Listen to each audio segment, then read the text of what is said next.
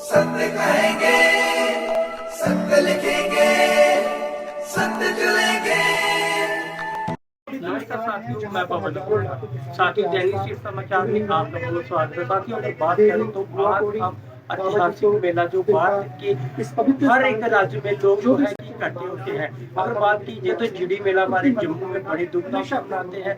बाबा जी तोड़ा यह मेला आप संतों का आपने देखा कि जन्य स्नान और भक्तों की आपने जो कतारें देखी, लाइनें देखी, आपने देखी कितना प्यार है। और बात है ऐसा कोई कोना नहीं जहाँ से संगति आती है। आइए हमारे साथ जो दिन रात जहाँ पर पुजारी सेवा करते हैं उनसे बाबा जी तो जी का वो इतिहास जाने की कोशिश करते हैं। यहाँ पर कुआ कोड़ी देवी देवता यहाँ पर दर्शन करते हैं और आगे को प्रस्थान करते हैं। आप देखेंगे बाबा जी यहाँ पर आप दर्शन कर पा रहे हैं और बाबा जी गांधी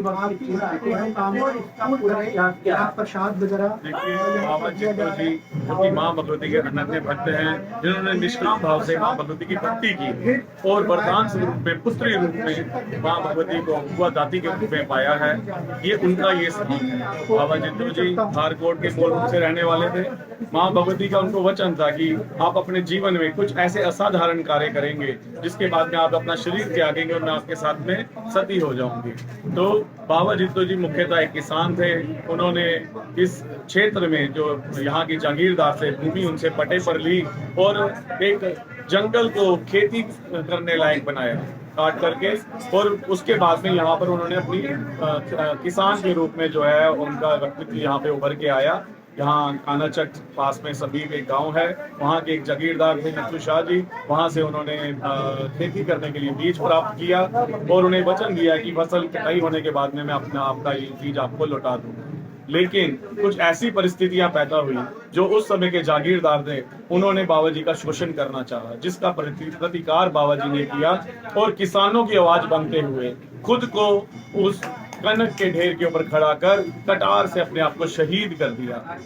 जिसके बाद में बाबा जी जो है उनका देव रूप में उनका प्राकट्य हुआ है।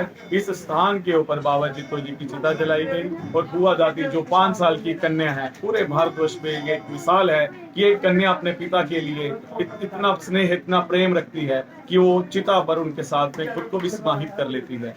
ये उनके प्रेम की भी ये स्मृति है। ये मेला कालांतर में उस चिता स्थान के ऊपर इस भव्य मंदिर का निर्माण किया गया और कार्तिक मास की पूर्णमासी के दिन इस मंदिर की स्थापना हुई। बाबा चित्तौड़ की याद में इस स्थापना दिवस के महापर्व पर यहाँ पर एक भव्य मेले का आयोजन होना शुरू हुआ।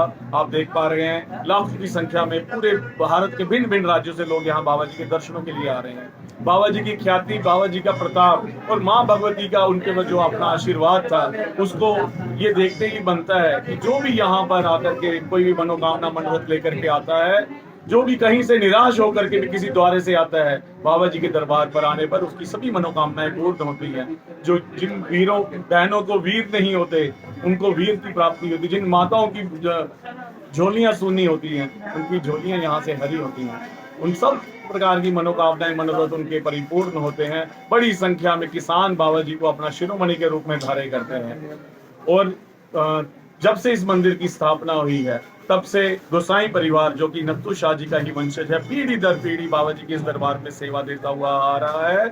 और बड़ी संख्या में जो संगत आती है उनके लिए बहुत सारे इंतजाम सराय के रूप में, भिन्न भिन्न लंगरों के रूप में, और बाबा जी की जो जहाँ पर जो आने वाले श्रद्धालु हैं, जो भी यथासंभव उनके लिए सेवाएं हो सकती हैं, उनके लिए सुख सुविधाएं हो सकती हैं, उनको प्रदान करने का प्रयास कर रहा है। और साथ में ही एडमिनिस्ट्रेशन की तरफ से भी बहुत हमें सहयोग मिल रहा है। बिजली, पानी, या फिर यहाँ आने के लिए जो भी सड़क के माध्यम से, भिन्न भिन्न माध्यम से संगत यहाँ पहुँच सके, उसके भी काफ़ी अच्छे इंतजाम हैं। और बहुत अच्छे कोऑर्डिनेशन से, कॉपरेशन के साथ में ये जो मेला हर दिन बेहतर होता चला जा रहा है। अगर संख्या यात्रियों की बढ़ रही है तो सुविधाएं भी परस्पर साथ साथ बढ़ती हुई नजर आ रही हैं।